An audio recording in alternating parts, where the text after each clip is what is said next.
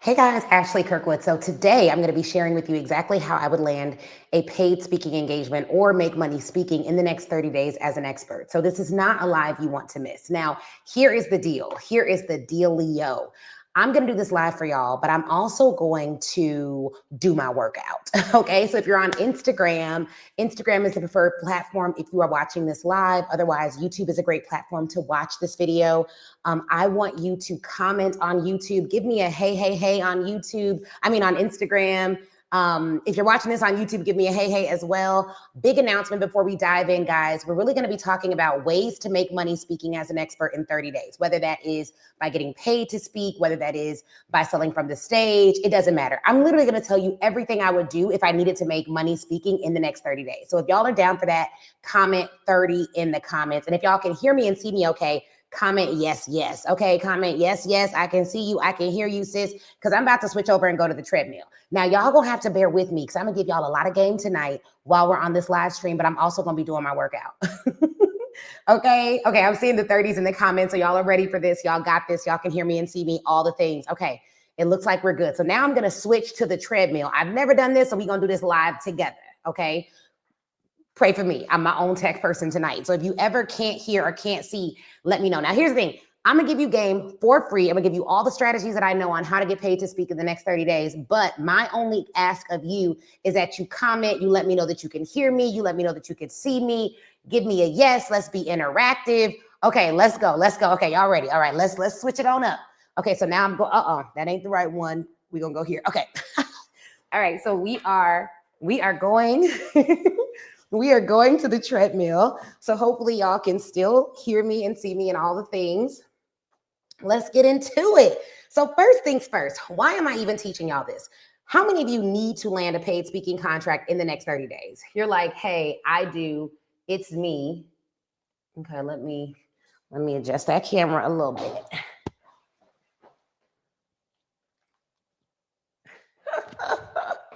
Y'all, this is so funny. My husband's going to see this and be like, why? But I don't really want to work out, but I always want to teach. So this is an easy way to get both done at the same time. How many of you all want to land a speaking engagement in the next 30 days? Comment me in the comments, okay? If that's you, comment me in the comments. Now, here is the thing. I am teaching this because the thing that has radically changed my life more than anything else is mastering communication. There is not a single gift, a single skill that I have, a single school that I've gone to that has done more for me than learning how to communicate.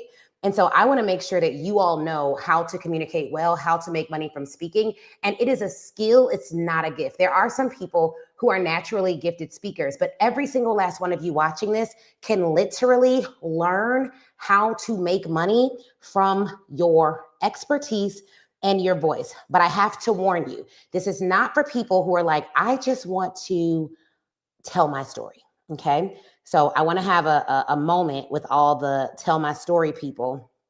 And I just want to be honest with y'all that this ain't that. Like, this is actually for people who don't just want to tell their story, but they actually are okay with and they desire to get paid to speak. So you want to share your expertise. Okay. If you want to share your expertise, then this is for you. If all you want to do is tell your story, then this is going to be a little bit difficult for you. Okay. It's going to be a little bit difficult for you. So now that we're clear on that, if y'all are cool with that, if y'all are clear on that, then we're good to go. Now, first, I want to know, what is your expertise? What is your expertise? And I'm going to change one thing, guys. What is your expertise? Let me know in the comments. What is your expertise? So drop what you are an expert in. And then I'm going to try to do this. Comment live and use code Olympics to get your ticket to my event. To get your ticket to the Expert Olympics by midnight. So that's the other reason I'm doing this live. We have a sale that literally ends at midnight tonight on, and the sale shows you how to get your ticket, how to scale your expert-based business. So if you get your ticket by midnight tonight, you're good to go. And we'll do this. As I teach this, you can drop your questions in the comments. Don't even worry about the Q&A box. Just drop your questions in the comments, okay? Marvick, is that you running the Speak Your Way to Cash page? That's probably you. Let me know if that's you. Comment yes. Okay, because I think my team is on here tonight, actually. Because I was like, I can't even log in. Dissertation writing. Okay, writing. Financial literacy. Love that. Okay, let's get into it because y'all, I gotta do my I gotta do my workout. I have not done a workout today, and I just refuse because we are training for the Expert Olympics. So, number one, how did I get into speaking? I've been speaking since I was a kid, but I didn't get into paid speaking until I was until I was well into my expertise. I was a lawyer. I was working at a law firm. I was making $300,000 a year. I was at Kirkland and Ellis. If you are in the legal field, you know what it is. If you're not in the legal field, they are one of the seventh richest law firms in the world. At least at the time I was there, that was kind of their claim to fame. And I was working this job. I was the only sister there, the only one. Who's ever been the only one? If you've been there, say only. And it was my dream job. It was my dream job.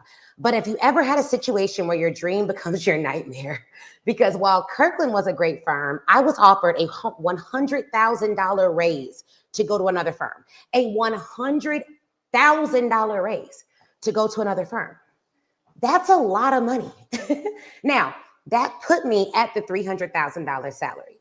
Okay, so I was probably at 200 at Kirkland, went to another firm, I was at 300. And that's with bonuses and signing bonuses. They gave me a $60,000 check before I worked an hour at the office, just to put it in perspective.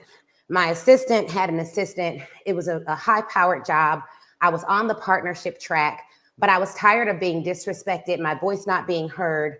And I decided that I'm not going to leave my career in their hands. So I started applying to get awards, like business awards. Typically, your firm had to apply for you to get certain awards. But I decided to put my ambitious hat on and nominate myself for awards. Started building my brand, and someone called me and was like, hey, we saw that you won Chicago Crane's, the business journal's 20 in their 20s. I was like 26 with this job. And so I got this big award. They were like, would you come and talk to our kids? At the time that I was working my job, now this is critical. I started writing my first book, which is called The Law School Hustle. I would show it to y'all, but I'm not getting back off this treadmill. And so I write my first book, The Law School Hustle. I got a call from the University of Illinois at Chicago. They were like, what would you charge us to come and speak? We saw you in the journal. We love your story. We'd love to have our students learn from you.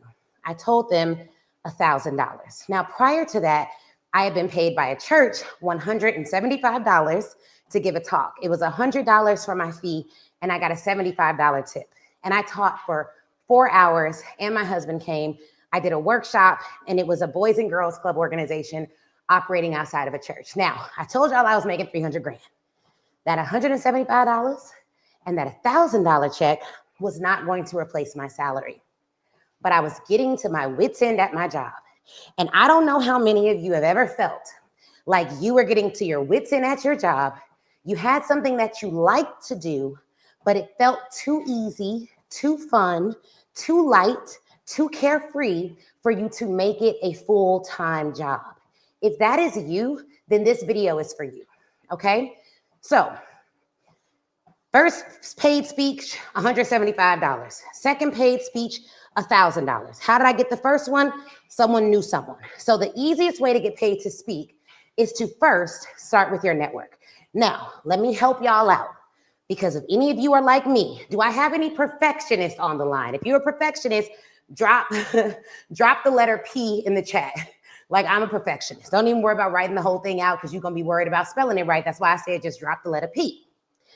Perfectionists, if you are like me, and I see a few of you in the comments already, Kimberly, okay, I'm seeing a couple of you come through. Perfectionists don't want to use their network, because if you use your network and they reject you, or they don't want to go out on a limb for you, or you feel like you're too new to it and you want to be better before you go to your network, you won't even ask them. Am I talking to anybody? Am I talking to anybody? But your first paid talk is in your cell phone. I think I was interviewing my friend Mike Nelson. He's a speaker and a pastor. And I hope this is attributed to him appropriately, but I was interviewing him on the Speak Your Way to Cash podcast. I have a whole podcast hundreds of episodes on the podcast, thousands of videos on YouTube where I interviewed speakers who were getting paid to speak. He said one of his strategies, and I think it was him, it was either Mike Nelson or my girl Amber Aziza, so I want to attribute this right. He was like, text like 30 people in your phone and tell them what you do and ask, do they have any opportunities or do they know anyone who can connect you to an opportunity? That's it. How many of you all would admit that there are people in your phone who do not even know you speak? Now, you may be like, Ashley, I don't want to get paid $100 to speak. I want to get paid $10,000 to speak, $20,000 to speak. We're going to get there. We're going to get there, but I'm literally going to walk you through this thing slow. Number one strategy, text 30 people in your phone and ask them, do you know anyone or do you have an opportunity? Period. Because if they have an opportunity they can think of you for, that's easy. If they know someone, that's great. But you give them 2 ways to say yes. Here's something for human psychology. People do not want to be put in a position where they are powerless. What does that mean? If you ask me, hey, Ashley, I want you to buy a house for me, I'm going to say no. But a part of me is going to feel bad because I'm like, dang, I wish I could just buy you a house, I guess, but I'm not going to buy you a house. But if you ask me, hey, Ashley, do you know anyone selling the house who needs to get rid of it quickly? I'm going to think about it. And if I know someone, I'm going to refer you because guess what? People like saying yes. What we do a bad job at as experts, as thought leaders, is we don't do a good job of giving people an opportunity to tell us yes enough. We ask the ultimate question to someone who might be able to give us something, but because they can't give us everything, we're missing out on opportunities. Who am I talking to? Do you understand? Do you understand? Okay. Oh, I love that. Congratulations, first gig. Are y'all getting this? If y'all are picking up what I'm putting down, comment heard in the comments. Comment heard. I had a Gen Z assistant once. She used to always say that. I would give her assignments. She'd be like, heard, boss. I'm like, okay, girl. So that's number one. We need to give people more opportunities to tell us yes. My daughter is one of the speakers at Speaker Ready Cash Live, and one of her points in her talk, I don't want to give the whole thing away, but she's going to go over the 3 C's of confidence. And one of her 3 C's in my 5-year-old daughter's framework on confidence is courage to ask. Most of us are struggling with things that a phone call and a question could solve. You working too hard when you got contacts. And truthfully, I bet every single last one of us has a network. Let me show you all the places where you may have a network. Number 1, if you are an alumni of a college. How many of y'all went to college? Comment 1 in the chat if you went to college. Number 2, if you are an alumni of at least one graduate school. It doesn't matter which one it is. Comment 2 if you went to grad school. Number 3, if you are a part of a fraternity or a sorority organization. That's number 3. Number 4, if you're a part of a community organization. Comment 4 if this is you. That looks like Jack and Jill, a book club, a church, a Bible study, a community choir. If you're a part of a housing association, you know all the people who live in your neighborhood, y'all are a part of a community organization. You pay every month to a housing association. I recently told my husband, hey, we pay all this money to live in this beautiful neighborhood. Why don't we host a holiday party for our neighbors at the country club that we also pay for? And why don't we network? And we call it the Entrepreneurs of Johns Creek or whatever it is. Like, we call it something cool. And then we network. Like, how about that? Why don't we do that? Like, that is a community organization that we need to be leveraging. Okay. So those are 4 different areas where you could be leveraging it. Then on top of that, what school do your kids go to? Any of y'all got kids in private school? Comment 5. If your kids go to a private school, guess where your network is there? All the parents. You know what you could do? Go to the principal. You know what? I own a business, and I just would love to host a mixer for all the parents who own businesses of the school. I want us to get to know each other and support one another. Okay, anybody I pay is a part of my network. Let's go further. How many of you are a part of a coaching program or a course community? Comment 6 if you have a coach. Clients in the Speak Get Ready Cash Mastermind have oftentimes reported making over $100,000 in a single year from our community. So they paid $50,000 to get in, $30,000 to get in, $40,000 to get in, but they made $100,000. Not even just from all the sales strategies I teach, because I attract quality clients. So if I attract quality clients and you become one of my quality clients, guess what kind of people you're going to be around? Quality people. Well, what do quality people do? They invest in themselves. They're busy, so they don't have time to do everything themselves. They are not DIYers, okay? And so when you invest in certain communities, let me say something right now. Can I give y'all a game real quick? Say game if I can, because I've already started dropping gems, and I'm only 100 calories in, okay? Gotta burn extra calories if I'm talking and walking, right? If I can give y'all a game, let me see game real quick on Instagram. Comment game. All right, I see one game, so I'm gonna give it to you, good brother. Okay, 2 games. Thank you, sis. Here we go. When I am thinking about investing in a coaching community, the coach themselves is maybe 20 to 30% of the consideration. You wanna know what the other 70% is? Who all gonna be over there? The other 70% of whether I will invest with a particular coach or join a particular mastermind is how high caliber are the other members. And call it judgmental, call it whatever you want. I'm not judging from a perspective of like whether they're good or bad people. I'm wondering, 1, will they help me in my business? 2, would I enjoy spending time with them? 3, when I talk to them, are the conversations intellectually stimulating? 4, do they potentially have networks that I could tap into? 5, if we spent 3 days together out of the country, would I enjoy that or not? Hello. And I don't need to like everybody, but I'm gonna need a good circle of 5. I'm gonna need 5 of them to be like, okay, this is probably a good group. You know what I mean? Because the coach themselves isn't the be all end all. When you own a mastermind community like I do, one of the things that we do, we curate environments. So we have to be good protectors of the community, good stewards of the community, but we are not the community. We are the siren. Like, they heard our call and came into the community. So we have to be a good representative of the community. But what we're really doing is curating high caliber, high quality, incredibly brilliant, talented, real experts. If we do that, the mastermind has power, not just because of the owner, but because of the whole. Does that make sense? So when you're thinking about these coaching communities, even courses, even Facebook groups. Now, if it's a free group, you can't hold nobody accountable for what they do in a free group. Free groups are like, it's free. So, free, you're going to get a whole lot of everything. But even in our free community, the conversations are very good. We still police it. But the mastermind, high caliber women and men, right? So that's that. So those are 6 different areas where you can find community. Now, let me go a little bit further because I want to hit my people who are like, well, I don't have a degree. And what about me? And I don't invest in coaching. And I don't. Now, you need to invest in coaching. It's just silly not to. You do not have enough life to live to learn everything you need to learn to be the optimal version of yourself on your own. You just don't.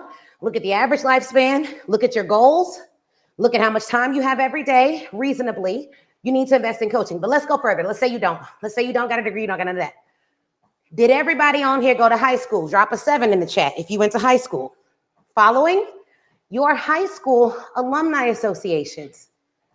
Now, well, actually, I didn't go to high school. I'm going to hit you too. What communities did you grow up in and live in? Anybody from that community that you can find? Any political officials that are in that community? Go to a town hall meeting. See who shows up. Do you invest in stocks? Do you go to the meetings for the people who invest in the stock? Do you go to the shareholders meetings? Are there other people that you may see there? Can you write down their names? Is that publicly available? How would you find that out? Are they at the meeting too? Are they asking questions? Write their names down. Hey, I saw you at the shareholder meeting. You were asking some great questions. I'm also a shareholder. I would love to talk to you about insert whatever. The goal is, how can I find affinity If I can find affinity, meaning if I can make myself like someone else who can potentially make an introduction, they're more inclined to do for me because we have affinity, we have community. Are you following this? Right. She said, if you didn't graduate, you at least know someone that did. Tap in. Tap in. Okay, that's number one. So number two, how did I get the second engagement, $1,000? How did we 10x our speaking rate from 100 to 1,000? Okay, don't worry. It got higher after this. We now own a multi-million-dollar company, two-time Inc. 5000 company. My payroll is larger than my revenue goals used to be. And yeah, you know, you make multiple millions of dollars a year. So all of that's a fact and, you know, verifiable. And I didn't just go to any law school, dust the dirt off my shoulders. I went to Northwestern. That's the top 10 law school in the world. I graduated cum laude and my license is still spanking brand new and intact, okay? So, number two, I applied for this award and I got the award. This is an important sidebar here. I only got this award because while I was at that law firm, you guys, while I was there, I was showing out, okay? I was doing trials all around the country. I was one of the youngest members of the trial bar. I applied to be in the trial bar. Typically, only partners were in that. It's a special distinction. I don't know if you all know this, but not all lawyers are even sworn in to practice in federal court. Certain applications have that. But then if you're in the trial bar, it's a whole separate distinction. You have to apply and show that you've tried a certain number of cases, meaning you have courtroom experience. Federal court. Federal court is different than state court. Every lawyer can't just waltz into federal court. Different game. Think of it like your state official is like your Illinois senator, right? Federal is like the president, okay? So your president elects the Supreme Court. If you're not on the Supreme Court, there's federal courts. They're all elected. They're all appointed by the president. So that's federal court system. It's just a different game, okay? I'm not even gonna get into all the opinions about which is better. Y'all could probably guess federal court or state court, whatever. Let you do the math on that, ask ChatGPT. But anyways, I'm in this special bar. I'm doing these cases, young Black girl, in her 20s, not just doing cases, but I was taking on civil rights cases for men who were incarcerated and were being treated bad by prison guards. My pro bono practice was civil rights. So a lot of people wonder like, oh, you're doing Black Women Sell Live and you know a lot about history and all of this. I became a lawyer to fight unjust systems. I became a business owner. So that I could ensure that I could create a system that people could be safe in, right? So now I went from working at corporate to becoming corporate. But our corporate is different. Doesn't matter where you live. You're not gonna not be able to get promoted because you're Black or you're a woman at our company. Like none of that's gonna matter. Long as you are excellent, I don't care where you live in the world, you can have a place at Speak Get Ready Cash. So that's the backstory. So I'm doing these cases. One of the cases we win for a man who was incarcerated. He was an incredible client of ours. He had one of the longest drug sentences in the state that we tried the case in. Totally unjust for a nonviolent drug offense. He was a brilliant man. We win the case against the state.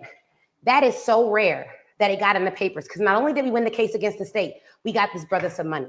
He got a financial verdict. And the judge who was over the case was appointed by President Barack Obama. Are y'all following? So we had to do some things in order to win the award in corporate. Now here's the nugget for y'all. If you are in a corporation, your job is to be the best doggone team member that they got. You are to make your own programs. You should be going above and beyond. You should be doing all this stuff. Why? Because it is a seed. One day, there will be someone who works for you who is going to go as hard for you as you went for that company. And I want you to ask yourself, would you want a you in your company? Because if not, then you got work to do, baby. And you never know what level of favor will find you because you served someone else well. The guy who was on the case, it was a brother. I'll never forget him, Bobby Earl. Shout out to you, Bobby, if you see this. I remember telling him one day, I was like, no, I'm here to serve you. I'm your associate. Like, what do you need? I will work all night on this case. I do not care. I will sleep for 2 hours and I will wake up and be back. And I did that. On trial, I would work 18, 20-hour days. Now, before y'all be mad, because I know we in the self-care world, people be like, oh my God, you would work that hard? That's not healthy. That's not safe. I mean, maybe it wasn't. I believe life has seasons. There are seasons when you grind it out. There are seasons when you build muscle. I can tell you this entrepreneurship grind ain't nothing compared to what I used to do as a trial lawyer. So now if I got to work late nights, I know I'm built for it. I know I can handle it because nothing's as hard as that. Like nothing I've done on this side has been as hard as that. The pressures are different, but at least I know I have the stamina. Some of y'all would be further along in your business if you knew what you were made of. Like you walking around like you ain't made of tough stuff. You made of tough stuff. Like if you knew what you were made of, there are some trials that I believe come to show you what you're made of. Like, I just know I'm not made of punk stuff, right? So I'm not made of like, I'm built strong. Not just because of that, but because of all the betrayals I went through, all the racism I overcame, all the sexual assaults I had to overcome, the mindset shifts I had to make. Like, I just know I'm made different. So there may be trials, but the trials are not bigger than me. And anytime I think a trial is bigger than me, I know it ain't bigger than God.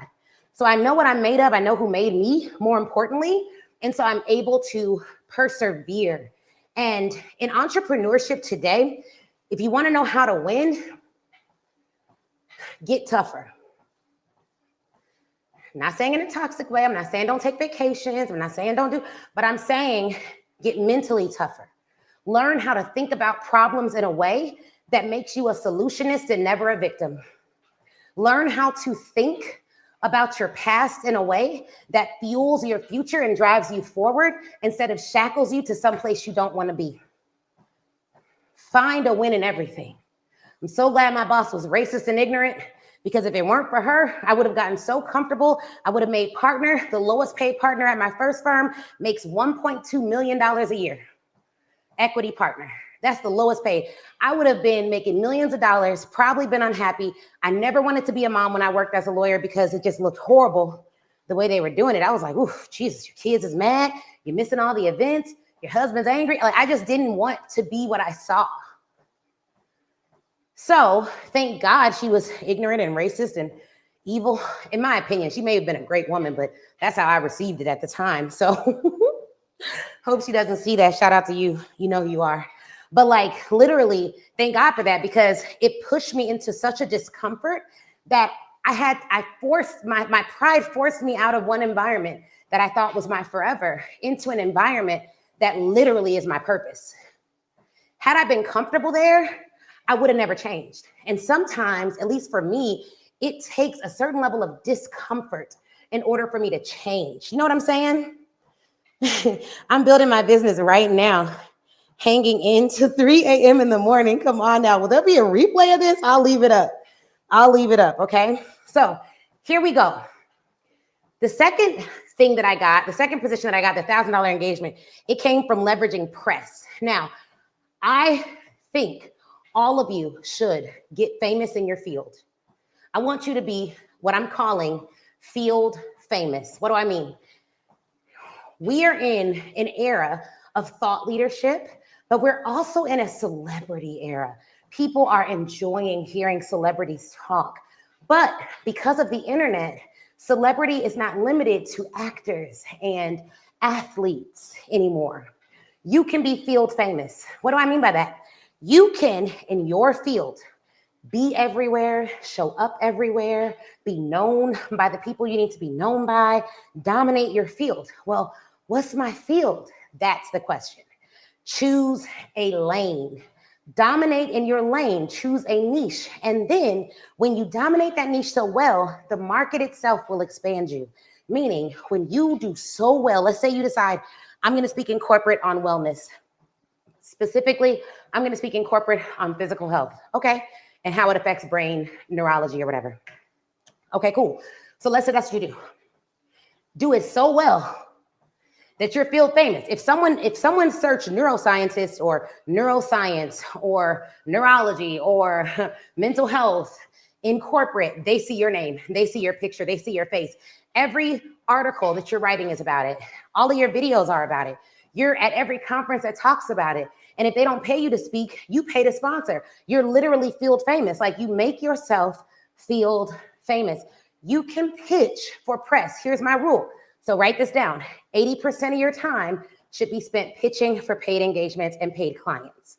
20% of your time should be visibility pitching. That means you should be pitching for media opportunities. There are different types of media, but in the earned media space, there are podcasts, radio, TV, op-eds, opinion articles, awards, all of that you need to be pitching for. You need to have a plan for. You need to win awards. Well, how do you win awards? You apply for awards. And it's not a scam if they ask you to pay for the award. Now, if they ask you to pay like $10,000, then yeah, maybe question it. But like, typically, I've seen no more than $99 application fees. And that's pretty typical, even for established awards. But you want to look back. What is the reputation of the media outlet that is having the award? How long have they had the award? Is it an established award? What are the other companies on the list? Affiliation. Do you want to be affiliated with the other companies on the list? Are y'all catching this? If y'all are catching it, drop heard in the comments, okay? Drop heard in the comments on Instagram. So you want to be field famous. Why do you want to be field famous? Because it's going to help you to get more paid speaking engagements. So far, we talked about using the network. We talked about using the media, pitching for media. Ashley, how do I pitch for media? You need to read the Speak Your Way to Cash book. Everybody got $24 somewhere. $24 ain't even gonna get you a meal. I just went to dinner. I ain't even gonna tell y'all the bill, but like, it was probably 10 times that 24 at least. Okay. It was not just me, but it was a bill. Okay. So read the Speak Your Way to Cash book. The second part of the Speak Your Way to Cash book is about press. In there, I'm gonna teach you exactly how to pitch for press. If you're on my Instagram, you can comment the word book, and I'll send you a link to get the first part of the book for free. You can test it out, see if you like that. If you like that, then buy the whole book. So you can literally get a little freebie in there. So just comment the word book real quick. I'll send you the link to get the first part free, I think. And if not, the link in my Instagram bio, it's a green button. You can get the first part of the link free. So for everybody else, my Instagram is @theAshleyNicoleShow. Boom. So you're gonna pitch for press. Now let's move on, because $1,000 ain't gonna get nobody nowhere for real, and neither is 100. So how do we get our first 5-figure speech? We're gonna 10x this rate again, $10,000. I think it was really like $12,000. Well, I was a speaker, and there's a couple of things that we did. One of them, we just straight up pitched for. So I started speaking in the college market, okay? I wrote a book while I was at work, working all them hours, 80-hour weeks plus. I wrote a book called The Law School Hustle. Originally, when I published that book, I made it for $24. I wrote that book not to be a paid speaker. I wrote that book because a lot of law students were emailing me while I'm working these 80+ hours, and they were all asking me the exact same question. I'm telling you that because how many of you have something in your mind right now where people keep asking you the exact same question?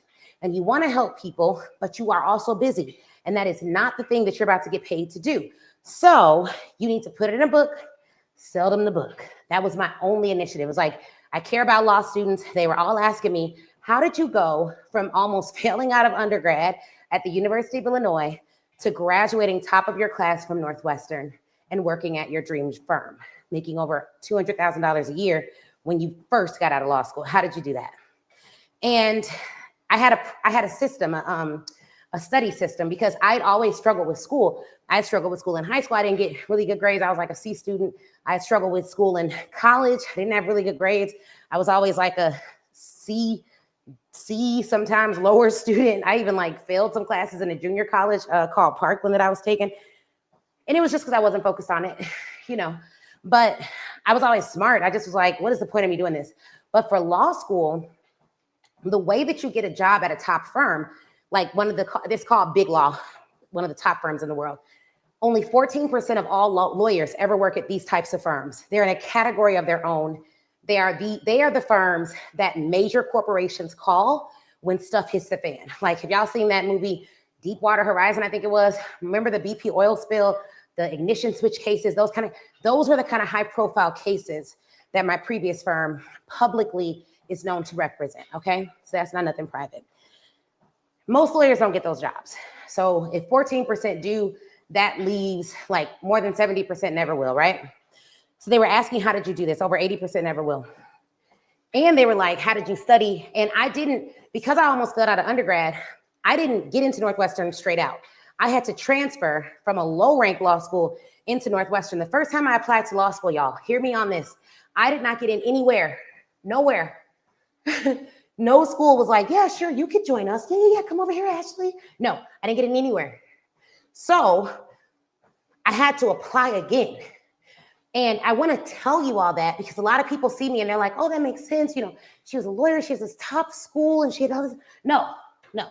I just refused to give up on what I saw for myself. So when they told me I didn't get into law school, my first response wasn't, I'm never going to be a lawyer now. My first response was, okay, what do I need to do to become a lawyer? So I went and hired a guy who was known for helping people to increase their LSAT scores. And I took 2 trains and a bus to get to work because I was living 10 blocks from the prison at this time in Chicago on 38th in California. It was not a good, safe neighborhood. No one would really recommend it, but you know, I was safe there, safe enough. And I was taking these 2 trains and a bus. I'd go to work all day. I was working an inside sales job, meaning I was a cold caller, doing 100 calls a day. And then at night I would go and take this class to get my LSAT score up. And I was married. So I'd wake up at 5 a.m., cook my husband breakfast and dinner, breakfast and lunch. I don't even know if I did breakfast, probably just lunch. You got to ask him this part of the story. It's a little fuzzy. But I was making him food. And then I would go to work and do all this. And I'd study for law school at night. But when they said I didn't get in, I just hired someone to help me to get better at what I needed to get better at to be accepted on merit. And I think that there's some of you who have been rejected from some things, or you've been told no, and you don't realize that all you need to do is really try again. But long story short, do all that, get rejected from all law schools, apply again, get accepted to 1 law school. But the law school is ranked really low, bottom 20 law schools in the whole United States. I did not care. It was a law school. When you graduate, they call you lawyer. I go to that law school. I get straight A's. I'm in the top, like, I think my rank out of all the hundreds of law students was like 6. And I was really mad. So I was like, why aren't I number 1? So I developed a study system and I interviewed every student that I could find that had previously gotten all A's. Because my dream school was always Northwestern. I didn't get in for undergrad, but I knew I was going to get in for law school. Found the people, interviewed them. They told me what they did. I implemented it and I did 10 times more. Here's why. When someone tells you what they do to be successful, they are telling you from the place of being successful, meaning they don't remember all the grueling effort that it took sometimes to be successful. So whatever they tell you, you need to do 10 times more because I guarantee you they did more than what they have time to tell you. So even on this live video, I'm gonna give you game, already giving you some strategies, but you need to think about like, how could I do 10 times more? Why? Because if you want to manufacture success, you do more than what it takes, not less. Most people ask the wrong questions to me. They ask me like, so what do you think is the minimum that I could do to get this result like you?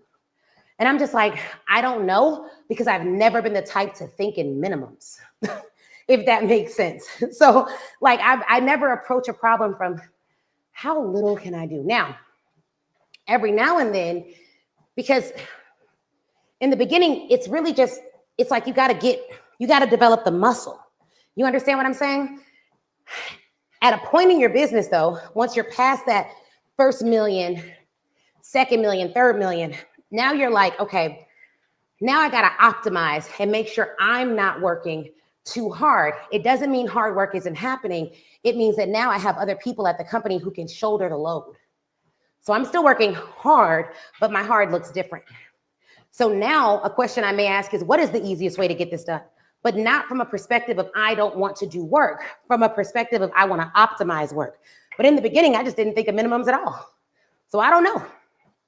I have no clue. We can optimize some stuff that I've done. I can look at some data, but for the most part, I'm just not a minimalistic type chick. So the better question is, how would you do it differently to get there faster? Not minimum, but how would you do it differently to get there faster if you could? Boom, easier question to answer. Are y'all following this? So if you're following, comment following. So here we go.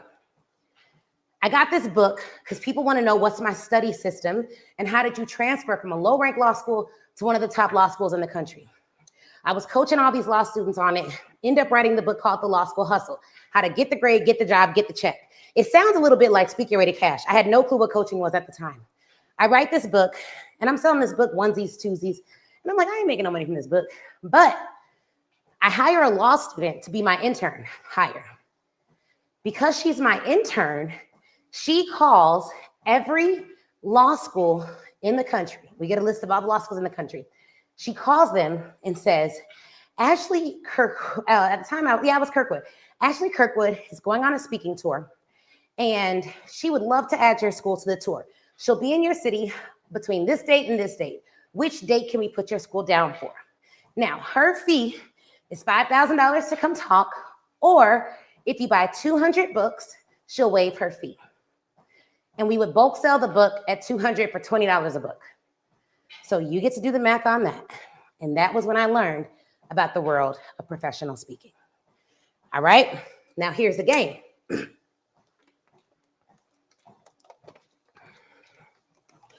We planned the tour ourselves, okay?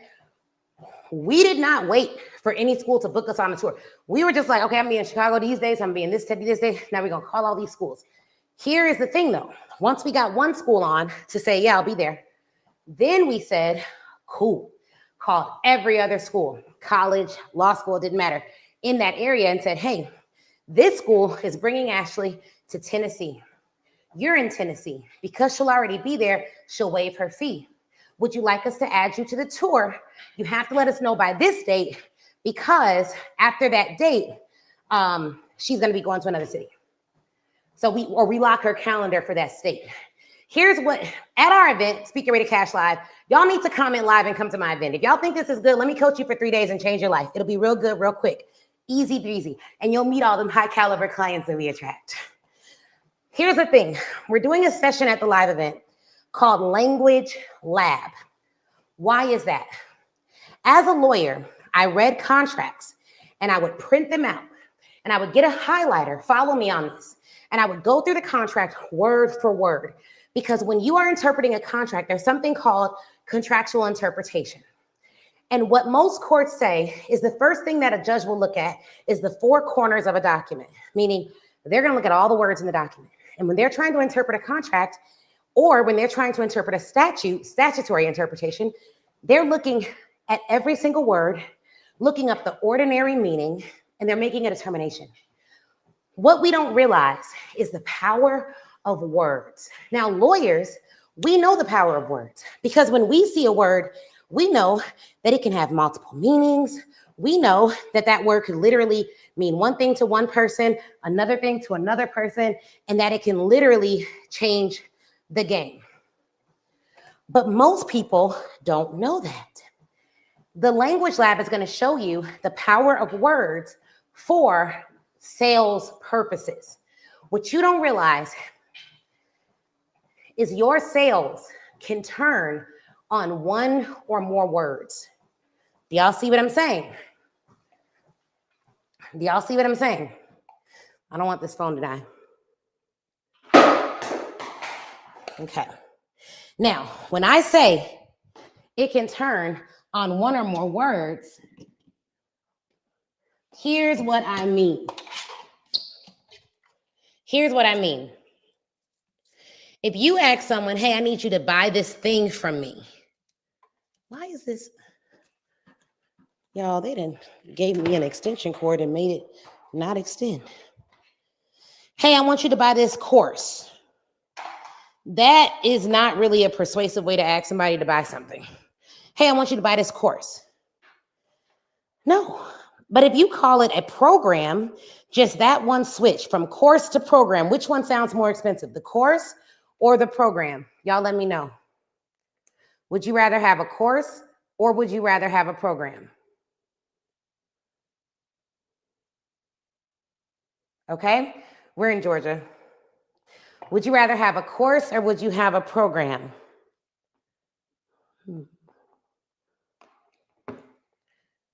Okay, who's voting? Program, there we go. Now, would you rather have a program or would you rather have an academy?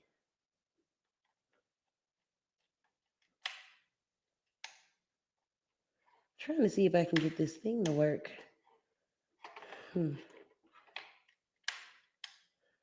Program or an academy? There we go. So now, all right, we may be cooking now. Let me see. There we go. Cooking. Okay. Program or academy? Academy. So here's the thing. Here's the thing. Many of you are treating words like they aren't your salespeople, but words are literally your salespeople. So what that means is that you have to get really good at understanding what words you need to use in order to convert. Once you know what words you need to use in order to convert, you're going to make more money in your business. So we're doing a whole event called Language Lab. And at that event, it's our live event. It's in Atlanta, Georgia, October 2nd to the 4th. Honestly, it's one of those things where it's our 9th one. People come and they leave with contracts. They leave with learning sales. They leave with new relationships. It's a life-changing event, and we're calling it the Expert Olympics. That's why I'm working out every night. I'm on this live. I've lost 30 pounds because when I do events, I do something called method speaking. Some people do method acting. If you're an actor, that means you embody whatever you're talking about. I'm a speaker, so I embody whatever I'm speaking about. Whatever the theme is, I literally change my life to align with the theme before the event. This one is about Olympics, so, athletes are fit, so am I, period, right? I hired a $10,000 health coach, got on some expensive vitamins. I haven't even started taking vitamins yet, so they're not weight loss vitamins, but it's just vitamin D. And I'm just like, I'm amped up. I'm like ready to go. I got cash leaked energy, as my shirt says. So anyways, come to the event. Comment live. You have until midnight tonight to use code Olympics to get 25% off your ticket. But I say all that to say, you have to leverage words to sell more. So when you're setting up your tour, don't say, do you want me to come to your city? Say, I will be in your city between this date and this date. We have 3 schools we can service during that time. Can I commit you for one of the dates? Oh, I need to check. Okay, great. Check by this date because we're locking our calendar for the state of Florida on this date. Boom. Doesn't that sound better than, okay, let me know because we want to know if you want us to come? No, a large part of sales is authority shifting. Technically, the school, outside looking in, the client has more power than the person who wants to sell to them. But authority shifting is what happens when you understand who you are in the relationship and when you lead the client relationship as you should as an expert. What we're teaching at Speak Your Way to Cash Live, sales psychology, marketing, operational efficiencies. We hire people from all over the world to work in our company. We have a team. We had our team retreat over the last 2 days, and it's people there from 5 countries are represented. People always ask me, I don't have enough money to hire anybody. No, you don't have enough money to hire anybody maybe in your backyard, but you may have enough money to hire somebody in Pakistan or in the Philippines or in Zimbabwe or in Nicaragua or in Cambodia or in Thailand. Where have you looked? We are in a global economy. If you're not thinking globally about your business, your workforce, and your products, you're already behind. I want to help real experts get ahead. One of our models, and my passion comes from, and I hope you all hear it, my passion comes from helping. One of our models that we have trademarked is we help real experts outsell the fake ones.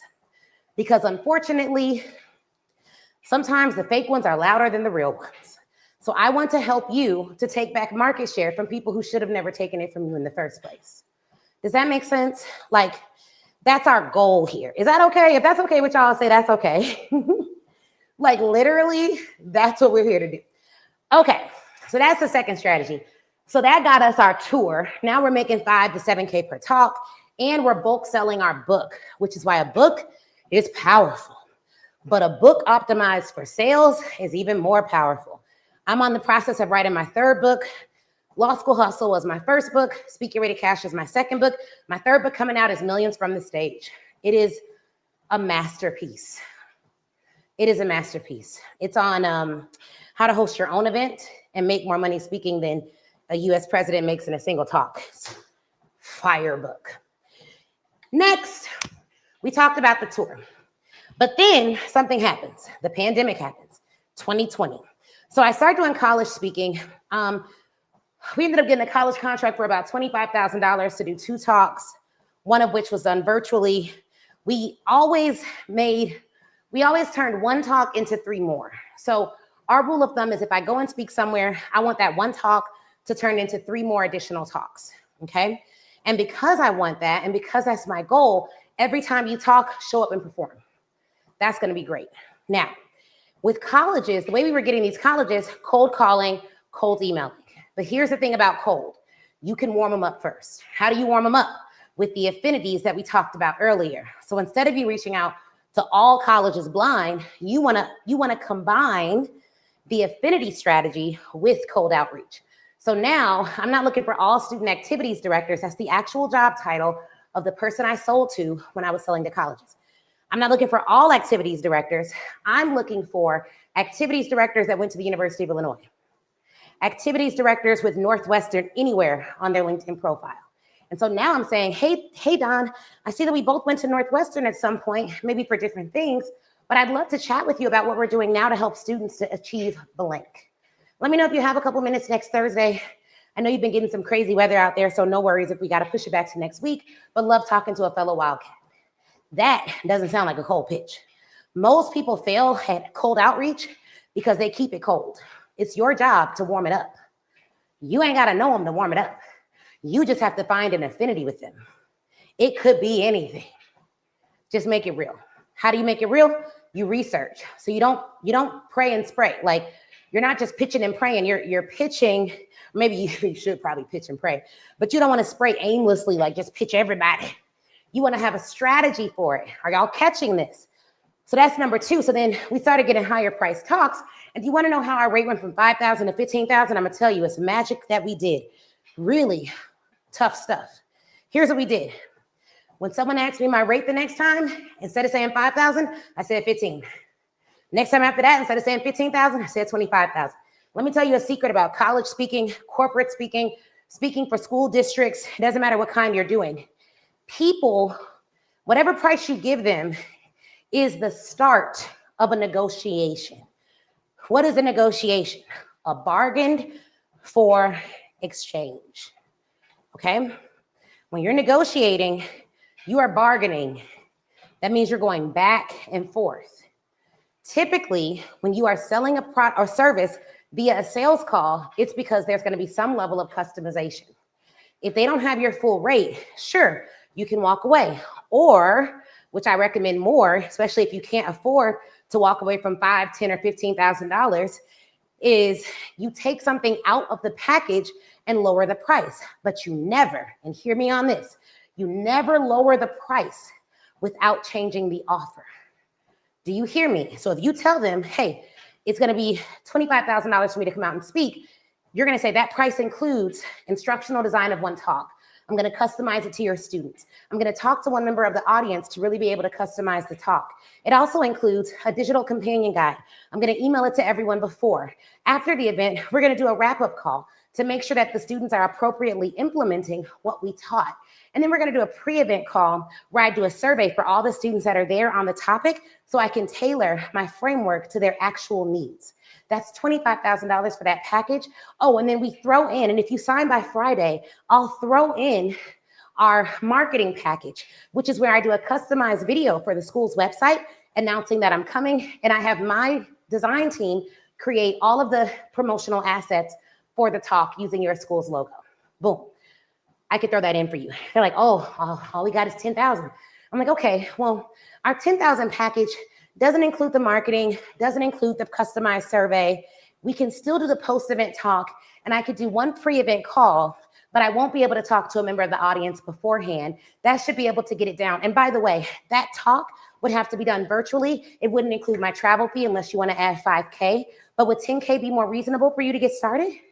Okay, hello. This is why I own Speak Your Way to Cash, people, because I know what I'm talking about. Isn't that persuasive?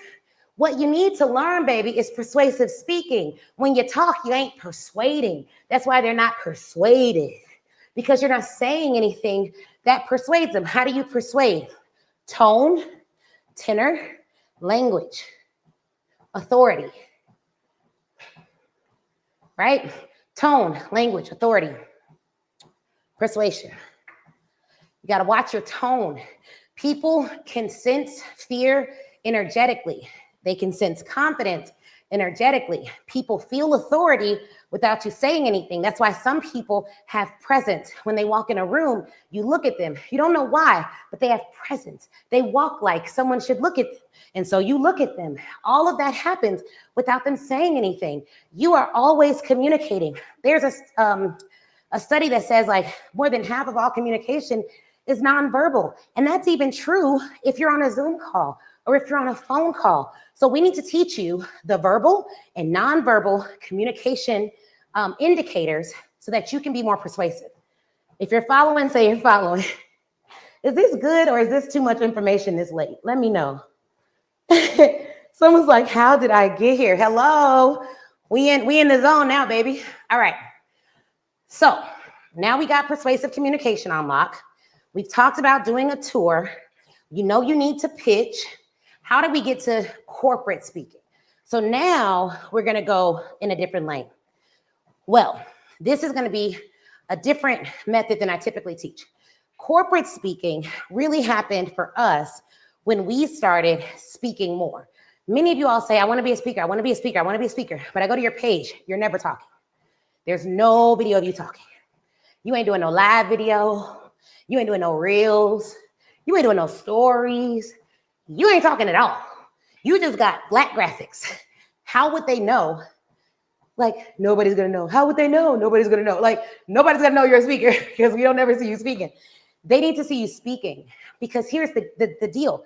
We're in the era of thought leadership. So that means people are hiring people to speak based on their social media platforms, not based on their degrees, not based on their expertise, not based on their experience, but based on their level of influence. So you either need to have information that is so good that people are interested in hearing from you, or you need to just get really good at, like, it's two ways. Really good at influence, meaning you just have a lot of followers, doesn't really matter what you say, or get really good at information so that the way you deliver the information is so powerful, so clear, so potent, so concise that people want to pay you to speak because your information is so good. Okay? Now, you could do either one. Don't matter to me either way. But you're going to want to choose one or the other. All right? Okay, so now we talked about that. So my first big corporate talk, I actually pitched for. I did not know them. I pitched them on LinkedIn. Now, here's the thing about pitching with me. And we have something called the Pitch Your Way to Cash Academy. It is found at pitchyourwaytocash.com. It's a $10,000 program. It teaches you how to, it really should be $25,000, but right now it's $10,000, pitchyourwaytocash.com. It teaches you how to pitch for corporate contracts. Phenomenal program. Here's my rule about pitching. Write in the comments the rule of 3. Are y'all getting this? Is this not a fire live? Because I done burned like 525 calories. I feel like the talking is helping me burn more calories. Very good. This is fire. All right, cool. We in it. 3. Rule of 3. Y'all ready? The rule of 3 says, you have not contacted one lead until you've contacted them 3 ways. That's the rule of 3. Simple. You have not contacted a single lead until you have contacted them 3 ways. A lot of people come to me. Ashley, I'm pitching. Ain't nobody responding. Well, then first of all, we are not going to run our head into a wall 100 times and not make adjustments. Pitching is the same as any other form of marketing. If there's an element that's not working, it doesn't mean that element doesn't work. It's like saying, you know, I've been a member of Lifetime Fitness for 5 years, but I ain't lost a single pound. What you been doing? Well, I've been going, but I ain't been getting on none of the equipment. Why? I don't know how to use the equipment. The gym don't work. It's like, no, the gym does work. You don't know how to work the gym. Okay. It's the same with ads. People be like, oh, I ran an ad. I spent $100 and I'm not rich yet. I'm like, well, ads clearly work. You don't know how to work the ads. So the rule of three says, if I want to contact Sarah, and Sarah's the HR director at Google, I have not contacted Sarah until I have emailed her, called her, sent her a LinkedIn message, or emailed her, sent her a LinkedIn, commented on a Twitter post. It doesn't matter which three, but 3 ways to contact the same person. One of my first large engagements came because I reached out on LinkedIn, followed up with the email, followed up with the call. When I called, someone told me that I should email. Always get the name of the person when you call, because let me tell you something. We're going to go deeper. We're going to go deeper. I got 5 more minutes till I hit my goal. I may not get off till I do 600 calories. Because, child, you know, mother ate sushi this week. I wasn't supposed to. So now I gotta go hard. All right. So here we go. If I call Sarah's assistant, I call her and I have her name. So I'm like, hey, I'm here. I'm calling to talk to Sarah Romolio or whatever. Okay, cool. I want to talk to Sarah Romolio. All right. Well, Sarah's not in. All right. Who is this? This is Janet. You know, you should email her. Oh, I have her email. The email I have is Sarah. Is that the best email? Yeah, that's the best email. Okay, great. Hey, Sarah, just wanted to check in. I called and Janet said that you weren't available at the time, and that's totally okay with me. Mondays are my busy day too. Positioning, authority shifting. You always want to have that authority shift in there, because if you don't, you look desperate. And nobody wants to work with someone who looks desperate. Even if you feel desperate, you don't got to look it and sound it. Do you hear what I'm saying to you?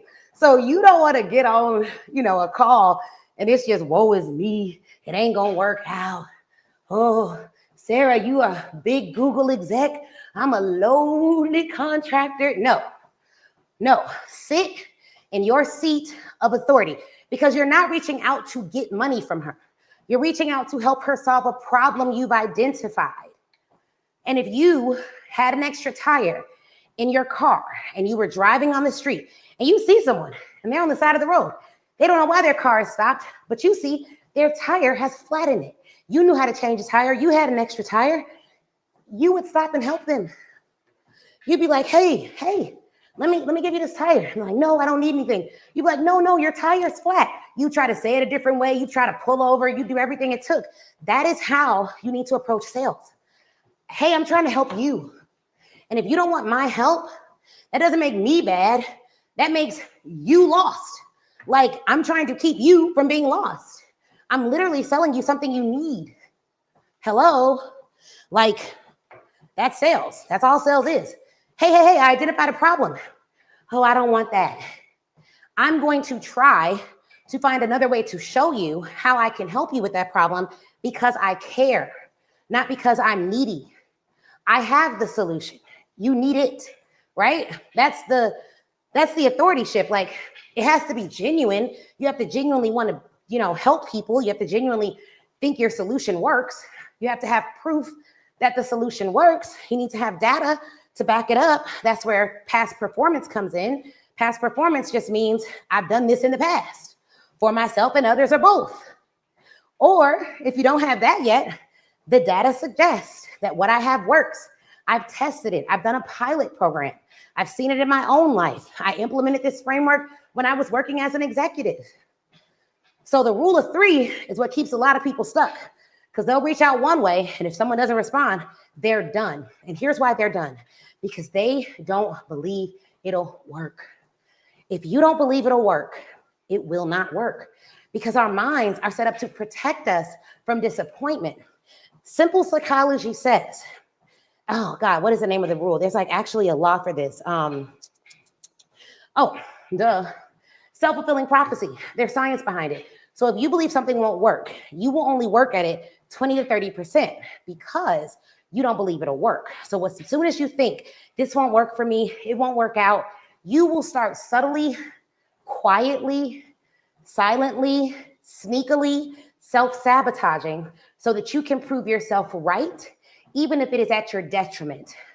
Even if it working out would be way better for you than it not, you would rather be right in your negative thinking than go out on a limb and possibly be wrong about the fact that you don't think it'll work. Does that make sense?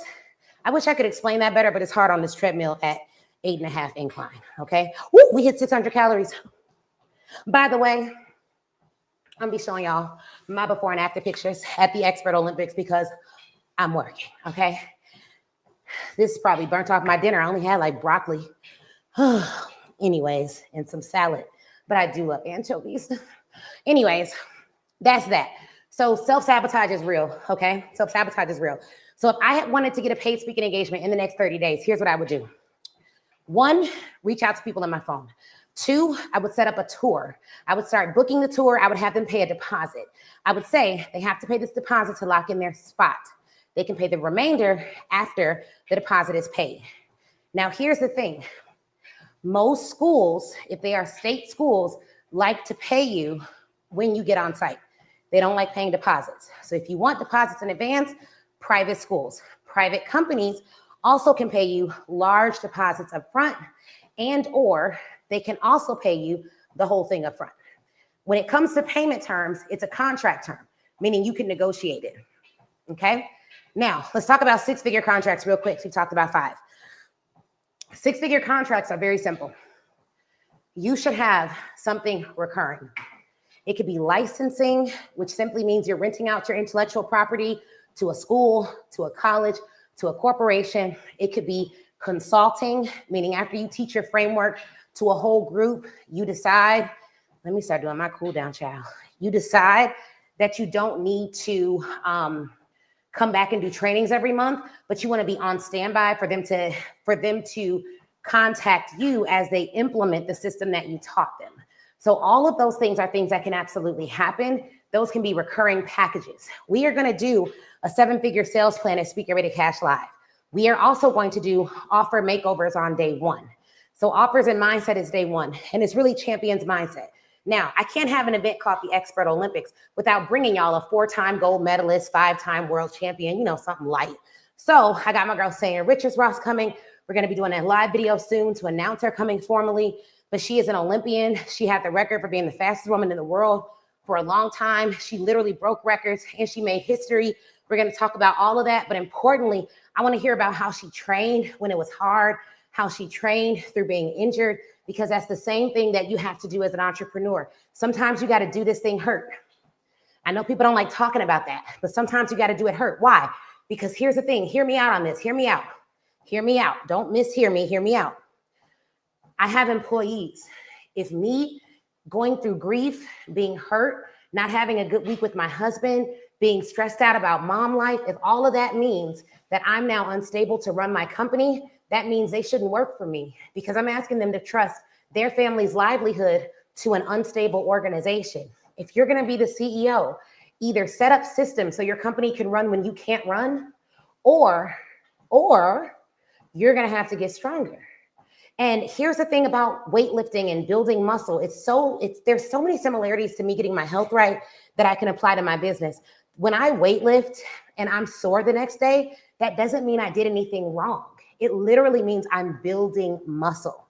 I used to lift really light weights with my first trainer, and I wasn't losing any weight because the weights were too light.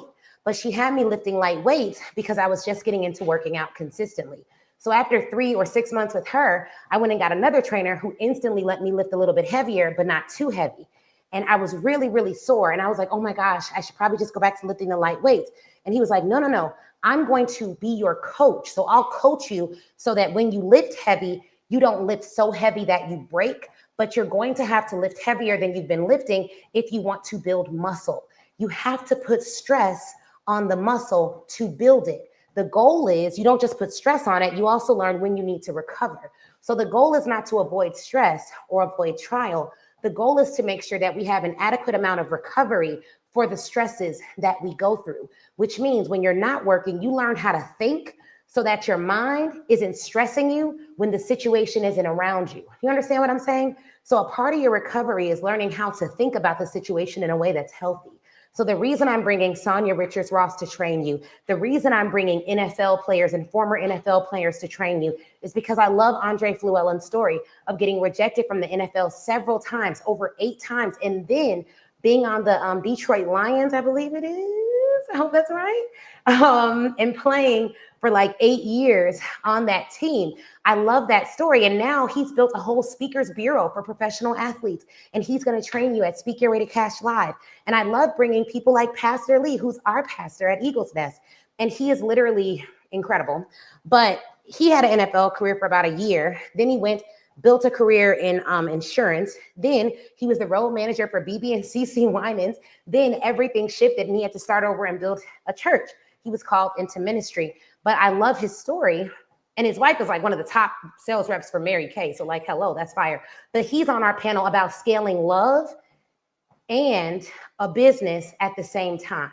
So how do you build wealth, scale love, and your business at the same time? He's on a panel with my parents and me and Chris, him and his wife are. And so like, there's all these people that we're bringing in. We have over 20 experts coming to coach you.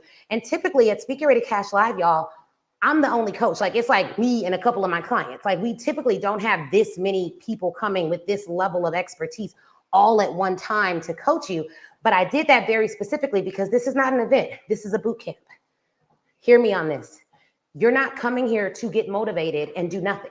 Every session, you have a literal playbook that I'm going to hand you when you go to registration. And if you have a VIP or platinum ticket, you have your own special handbook that has like 50 or 60 additional pages in it just for you. So VIPs and platinums get their own special handbook with even more pages in it. I don't know what it'll be when it's edited, but they'll get more pages so that you can take action. Too many events have you come, you get motivated, and you leave. You're going to take action in the room because this is not an event. This is boot camp. This is the Expert Olympics. This is training camp. This is why we don't do it virtual, because you can't train for the Olympics virtually. And some of y'all are virtualed out.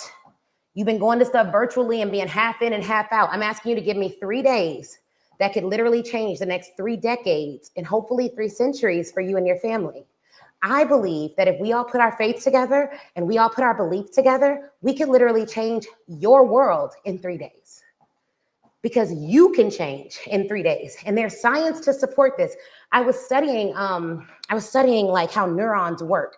And what I studied basically said that you can start the transformation process to literally change and rewire how someone thinks about a particular topic if you have something called immersion. And immersion is basically what we create at the event. It's 3 days, it's all day.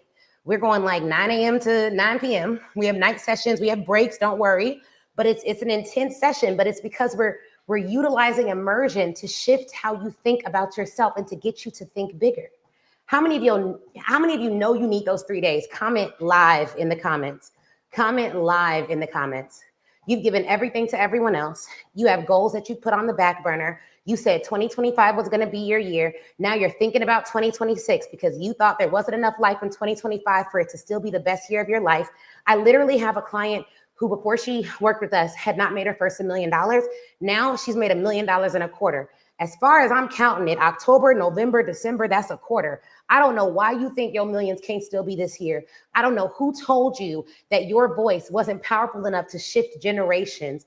I don't know why you think that you don't have everything that it takes to have every dream that you've got. I don't know why you stopped dreaming big and started setting these small goals that you know you're going to reach so you can avoid disappointment. I don't know who told you that you weren't going to be able to make it happen. I don't know why you allowed those negative thoughts that were not from God to make you believe that you weren't going to get the vision you saw for your life. But maybe you just needed to meet someone who cares so deeply about people not leaving this earth without doing what they were here to do to change all that. I honestly think by the end of day 1, you won't even feel the same. But by the end of day 2, you won't even be able to contain your excitement for your future. And by the end of day 3, you walk out with a plan to get it done. I don't host events. I literally host activations. I'm not even here to motivate you.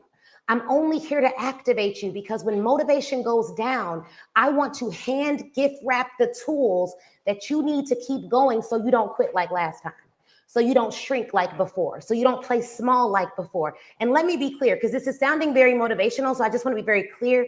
I am a strategist. I give specific step-by-step systems to get things done. I didn't go to law school, learn how to interpret the most complex of statutes for me not to know how to break down business. Do you hear what I'm saying? Maybe you just needed to meet a coach like me. Hello. To introduce you not to how great I am, but to how great you are. So you can go back and build a company that's greater than the one you dreamed about. Because the company of your dreams is going to feel small after this event. I'm telling you, it happens every year. I have clients who are like, my goal is 500,000. I'm like, okay, great. So when you build in that $10 million company, they're like, what? I'm like, well, if you do this and you do that and this happens and that happens and I look at your trajectory, that's probably what you're going to have. My gift is helping people to believe bigger than they've ever believed before. But my skill set is giving you the tactical, practical aspects to do it. And then my faith is in Christ Jesus. So, with the Holy Spirit on top of all of that, anything can happen. You know what I'm saying? But I just want y'all to come out, comment live if you're going to be at the event. All right. I'm seeing a lot of lives in here. Seriously. Y'all, this is lit. It's going to be real lit. Someone's saying, wow, yes. Rule of 3. This is fire. I hope y'all enjoyed this tonight. I'm almost at 700 calories, so I may stay on. Here's what we'll do real quick. I'm going to hit it. I'm going to go to 700 calories. Why not? If you have a question, drop it in the chat real quick. I'll take some questions. Drop it in the chat. Don't use the Q&A box because I'm actually watching it on my other phone. My other phone died.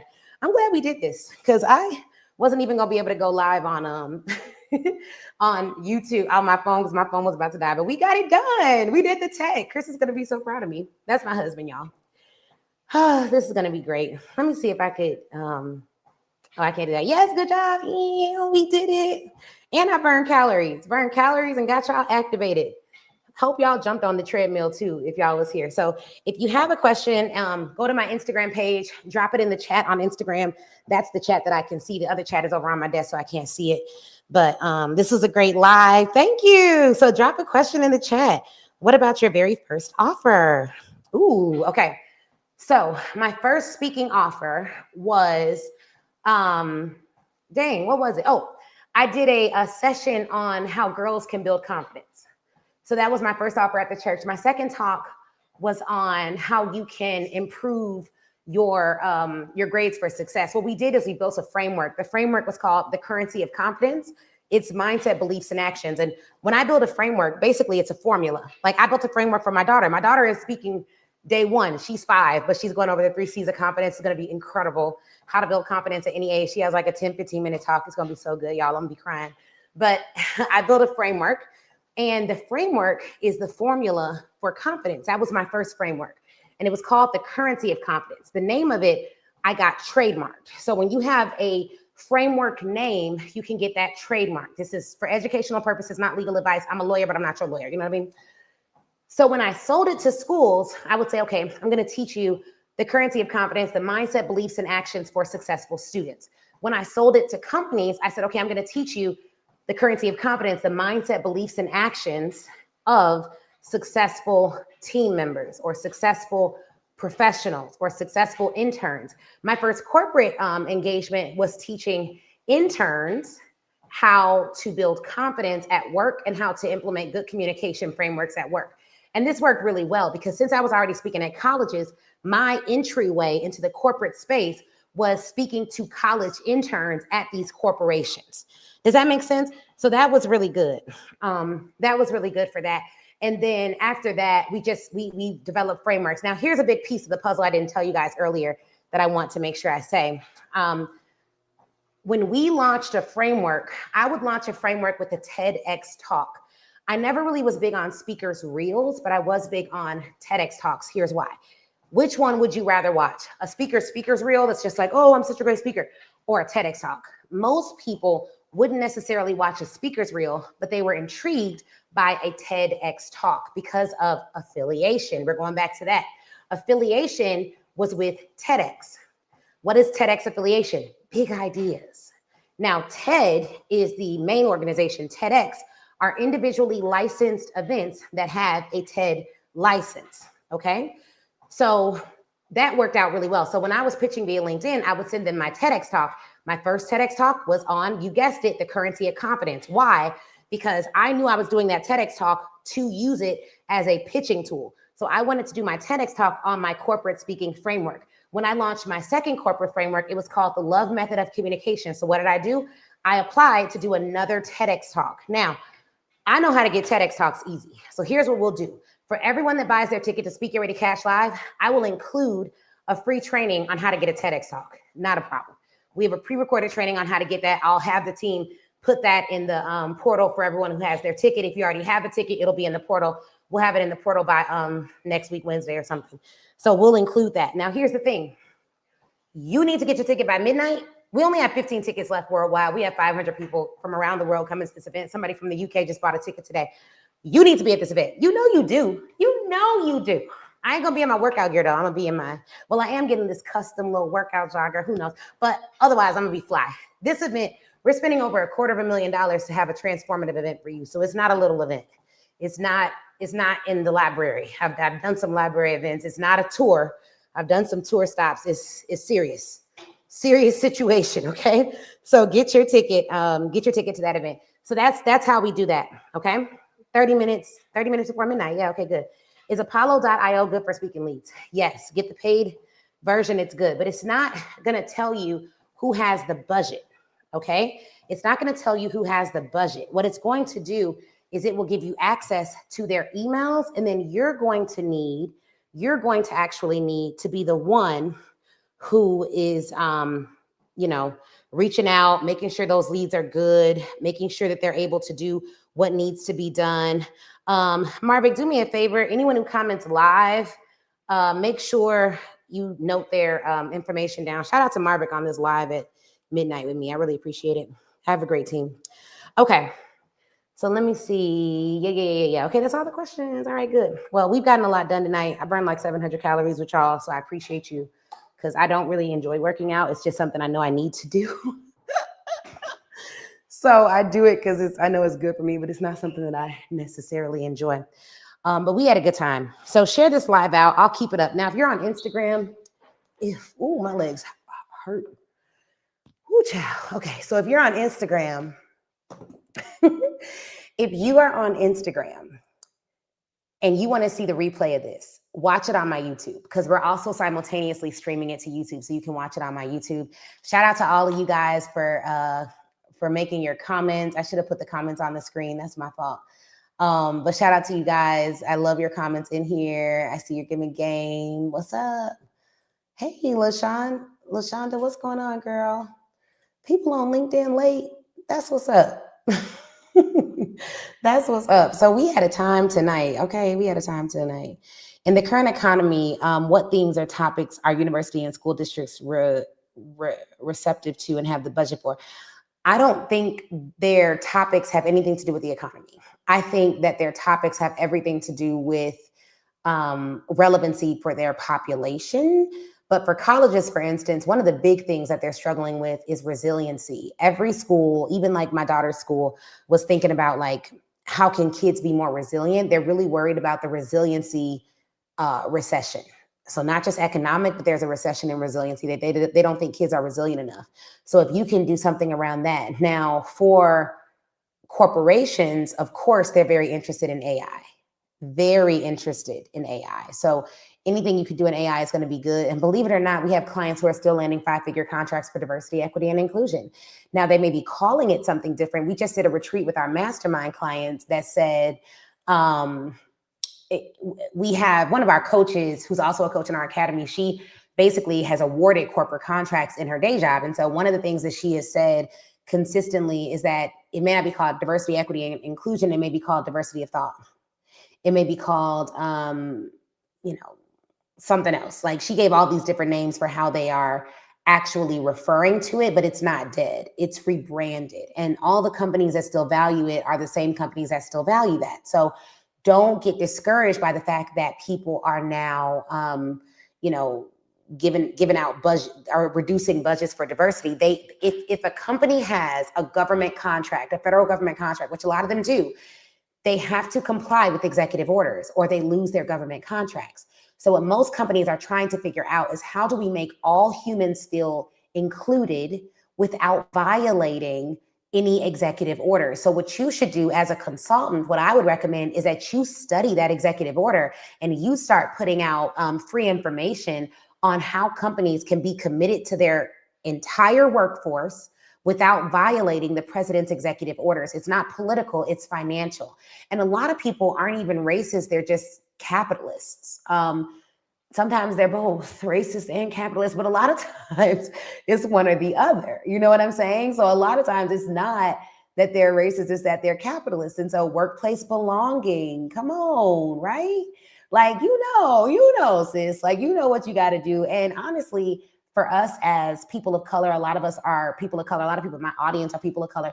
A lot of us know how to play these games. We know how to code switch. We know how to cover. We know how to say it in a way where we're saying it, but we're not saying it. And that's what companies need, because some companies really do want to do the right thing, but they cannot. And don't think of it as companies wanting to do the right thing. Companies don't have a heart, but the people who work there do. So a lot of these people who are in positions of power want to maintain their commitment to diversity without putting their company in a fiscally irresponsible position. Now, we're not talking about what's right. We're not talking about what I believe in. I voted for her and not the Hillary her, the other her, right? But I definitely wanted, when I was in corporate, it was a line I had to toe.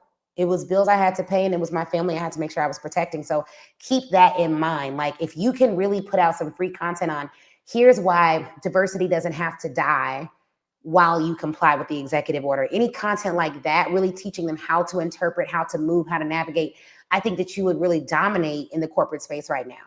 Now, the economy, here's what I know to be true. The economy rises and falls based on belief, but your personal economy rises and falls based on focus. Let me say it again. The economy rises and falls based on belief, meaning that when people are scared, there's a recession, spending slows out of fear. But your personal economy, the economy in your house, the economy in your business rises and falls based on your focus. Wherever you are focused, whatever you focus on will grow. So if you're focused on it's a recession, it's not going to work. People are like, da, da, da, da, da. I have had clients have the best month of their life right this month. We've had our best year in business this year, because of how we focus. We decided, we didn't look at the news for this. We decided we were going to grow our business this year. So whatever it took to grow a business this year, that's what we were going to do ethically, within alignment to our values. So the economy rises and falls based on belief and fear and all those things. Your personal economy rises and falls based on what you focus on. Okay. All right, y'all. Well, I love y'all. I hope I see all of you next month at the event. If you're already coming, let me know. If you like this video, share it with a friend. Tell them, don't worry about her working out and all that. Just listen to what she's saying. It's going to be good. It's going to help you. It's going to help you, okay? So this is going to be great, guys. We'll definitely do this again, because I normally work out at like 5 a.m. in the morning, 5:45 a.m. That's my real workout time. But lately, because of the event, I've been going to bed later. And so I've had to work out later, and this is the only way it's worked. And I'm really committed to working out every single day, no matter what. And I try to do 2 workouts a day, a walk and then weightlifting.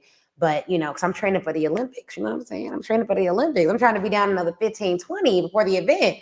ChatGPT told me 20 is aggressive. So maybe it's only 10, but whatever. And I've been asked, so this is a total aside, but I keep getting asked in my DMs. Like I shared I don't know if I could share it, but I shared a before and after picture, and people were asking like, how did I do that? Like what did I do to lose weight?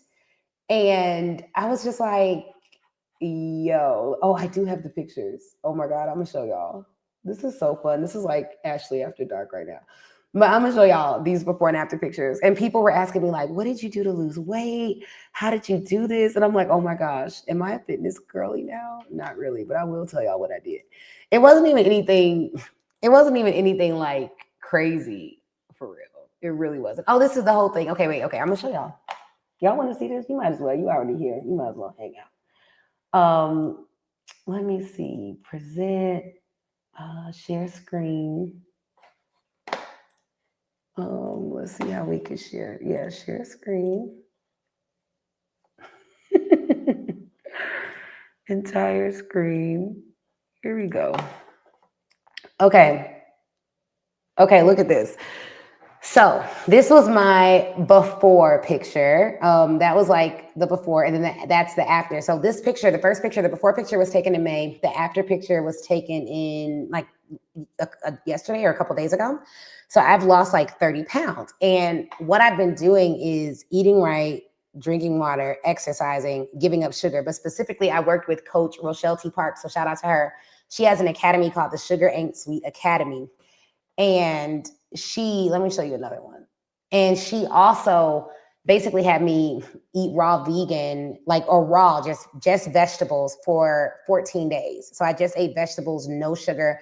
She really rid me of what she calls a sugar addiction. And she was like, after that, I just didn't have cravings anymore. So it made it way easier to control what I ate. And then my eating window is 10 a.m. to 6 p.m. And I work out twice a day, what do you call it? 2 times a day. She recommends you walk twice a day, but I don't always do that, to be honest. If I did that, I'd probably be down like 50 pounds already. But I don't always do that. Okay, so this is the other picture. So this is the front view. So my husband, I was like, I don't know if you can see the big difference. And he was like, look at your waistband on the before and then look at your waist on the after. It is a big difference.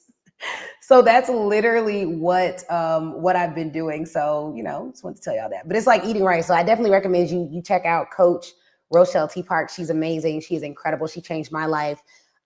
She has a very affordable academy. And then I did some private coaching with her.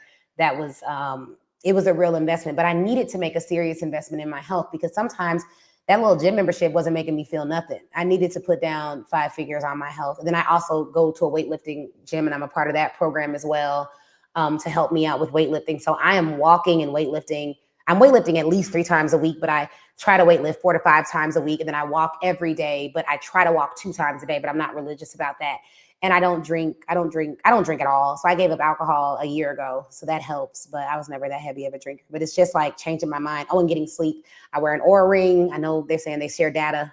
I'm like, I need my Oura ring, but I wear my Oura ring and I get 6 to 8 hours of sleep a night religiously. And if I check my Oura ring and it says, hey, you only got 5 hours of sleep, I go back to sleep and I change my day. I don't just push through. Like I really do get my sleep because that helps a lot with everything. And that's important. And then I just got a brain scan done by Natasha Gettings and I got a blood panel done before I got this done. I just decided, I literally made a decision that I'm going to be the healthiest I've ever been in my whole life.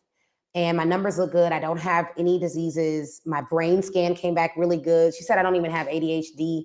I don't have any signs of that. I'm just really investing in me because if my goal is to run a $100 million company or $1 billion company one day, then how healthy do I need to be to stomach that? How mentally sound do I need to be to stomach that? How physically fit do I need to be to stomach that? What should I be doing right now to get prepared to get everything I've ever wanted? Like if God granted me everything I've ever wanted, if he prepared me or put opportunities in my path for me to get everything I've ever wanted, am I physically, emotionally, and spiritually ready? So that's what I've been investing in. Okay. So I know y'all didn't come for all that, but there you go. Business advice, personal advice, fitness advice. What don't we have at Speak Your Way to Cash? Okay. We got it all. Come. We might as well pray out at the end. So I'm going to go ahead and pray y'all out because we done hung out till midnight. Might as well because it's time for y'all to go to bed. Time for me to go to bed. Okay, so Lord Father God, I pray that you bless all the businesses on this call. I pray that you just give them incredible, deep REM sleep. I pray that you remind them of your scripture that says, be anxious for nothing, but in all things through prayer and supplication, and the peace of the Lord will come upon you, Lord. That is a promise. I pray that they give you every single burden and that you show them a version of their future that is absolutely invigorating, that it makes them fight through every obstacle, give you every weight they can't carry, and handle every problem that they can. I pray that their faith increases 1,000,000 fold and that they start looking at problems as opportunities instead of weights that can weigh them down. I pray that their family is safe and healthy. I pray for any family members of theirs that are sick. I pray for any of them that feel like they may be coming down with illness or sickness in their body.